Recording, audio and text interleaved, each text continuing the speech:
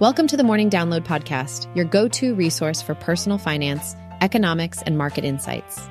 In just 8 minutes a day, we provide valuable information to help you make better money decisions. Hey there, investors. Today, we've got an interesting mix of personal finance, economics, and market updates coming your way. So, let's dive right into it. The government shutdown is no longer the hot topic it once was. Yes, you heard it right. It seems like most politicians and even some big business people have shifted their focus to the geopolitical situation. But here's the catch. The market isn't playing by the rules. Curveballs are being thrown left and right, making it quite challenging for investors to keep up. It's a real test of skill and strategy. But hey, that's what keeps things exciting, right? Now here's a fun fact for you. Did you know that the lifespan of a banknote varies depending on its denomination? Take the US, for example. A humble $1 bill usually hangs around for about 5.8 years before it's taken out of circulation. On the other hand, a mighty $100 bill can stick around for an impressive 22.9 years. How cool is that? The secret behind the durability of those crisp, higher denomination bills lies in how often they're handled. Since they're used less frequently, they tend to last longer. It's kind of like a VIP treatment for the big bucks. Hey there! Let's talk about some recent developments that might impact your investing decisions. So, in the housing market, there's been a warning from Sheila Bair, a former federal regulator during the mid-2000s housing bubble. She cautions that the market is in a bubble. Even though rising rates have pushed some potential buyers away, prices are still soaring. Just to give you an idea, the median home price has gone up by 23.8% in Los Angeles, 18.2% in San Diego, 15% in Richmond, and 14.6% in Cincinnati. Although Bair doesn't expect a repeat of the 2008 crisis, it might be wise for investors to be a bit cautious since prices are expected to drop. Moving on, wholesale inflation rose by 0.5% last month, which is higher than expected. This shows that inflation remains a challenge. Prices have increased by 2.2% annually, the highest growth since April. Keep an eye out for the consumer price data, which is set to be released tomorrow. If it shows significant inflation, it could increase the likelihood of another interest rate hike.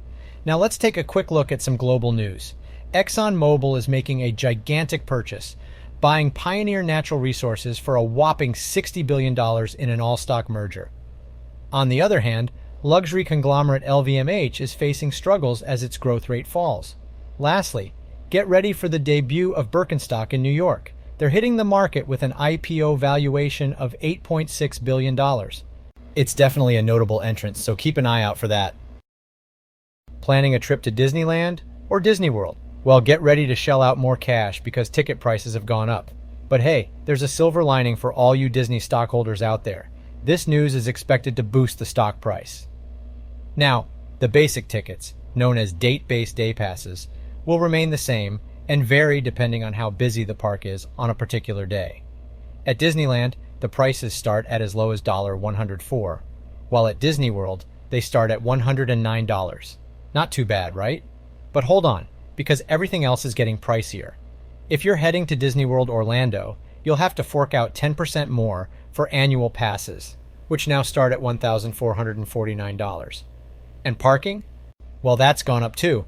It's now $30, up $5 from before. But fear not, hotel guests still get to park for free. Oh, but it's not just Orlando that's feeling the pinch. Parking in other cities, including California, has also become more expensive. At Disneyland Anaheim, the daily pass price has jumped by 9%, now costing $194. And if you're looking to splurge on the Magic Key Pass or the Genie Plus add-ons, those too have seen an increase. But here's something exciting. Next year, the park hopper tickets will make a comeback. That means you can hop between different parks throughout the day. Talk about fun! As for attendance, well, Disney has been experiencing a bit of a slump lately. But fear not, they have big plans to make the parks even more thrilling and enticing. You see, the parks generate over 30% of the company's revenue, so this price hike is all about making more moolah. If they can keep the attendance high despite the higher prices, then we can expect some hefty revenue numbers in 2024. In other news, Klarna, the popular buy now pay later service, is stepping into the AI game with its own AI-powered image recognition tool. Looks like everyone wants a piece of that AI pie. So let's talk about the crypto industry. It seems that there's been some controversy lately. There are allegations that Hamas used cryptocurrency to plan the attack in Israel. Now, if these allegations turn out to be true, it's likely that governments will want to tighten regulations around cryptocurrencies. They'll be scrambling to prevent terrorists from using digital currencies to fund their terror activities. In other news, the founder of Binance, Changpeng Zhao, had a plan to save the crypto industry with a hefty $1 billion investment. However, it seems like that plan has quietly fizzled out. The project only managed to receive less than $30 million in investments from IRI, despite having big names like Jump Crypto and Animoca on board. It's a bit of a disappointment, to say the least. And if that wasn't enough drama, there's another story making the rounds. Sam Bankman-Fried's ex-girlfriend testified against him, claiming that he directed her to commit crimes. She alleged that he set up systems to steal money from customers. Well, that's certainly a heavy accusation. All in all, it seems like the crypto industry is going through some rough patches.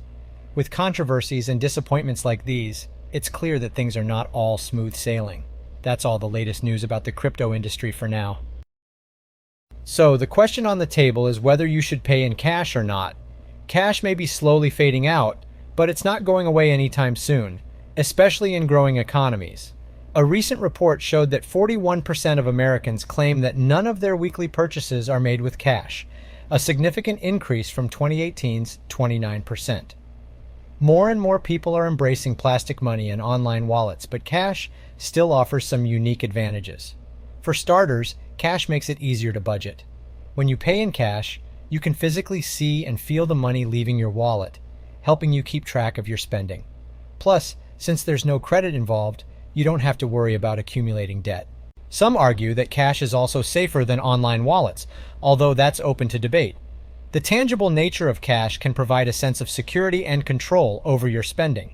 Additionally, paying in cash allows you to avoid credit card fees, which typically amount to around 3% per transaction. That can add up over time. On the flip side, a report revealed that cash can be an excellent option for those who want to forget about a transaction. Since there's no evidence of the purchase, it's easier for you to move on and possibly indulge in a guilty pleasure. However, we caution against solely relying on cash. It's vital to keep a close eye on your finances, regardless of your chosen payment method. You should always be aware of how much you're spending and budget accordingly to ensure financial stability. Here's today's personal finance quote. In investing, what is comfortable is rarely profitable. That's straight from the brilliant mind of Robert Arnott, and you know what? He's got a point. When it comes to investing, playing it safe and sticking to what feels comfortable might not actually lead to big profits. Sure, it's nice to feel secure and avoid taking risks, but the truth is, those who are willing to step out of their comfort zones are often the ones who reap the rewards. Think about it this way. If everyone followed the same safe and comfortable investing strategies, then everyone would just be average.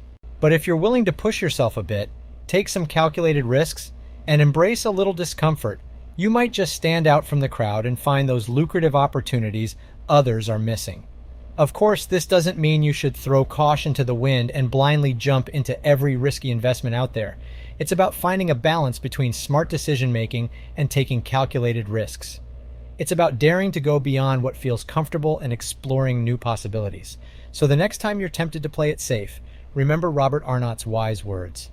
Profitability often lies outside of our comfort zones. Take a chance, embrace discomfort, and see where it leads you in the world of investing.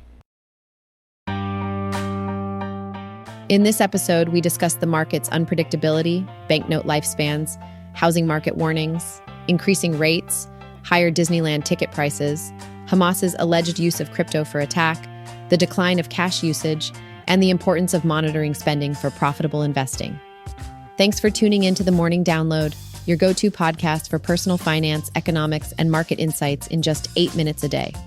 Don't forget to subscribe for more helpful content and sign up for our free newsletter at morningdownload.com/subscribe.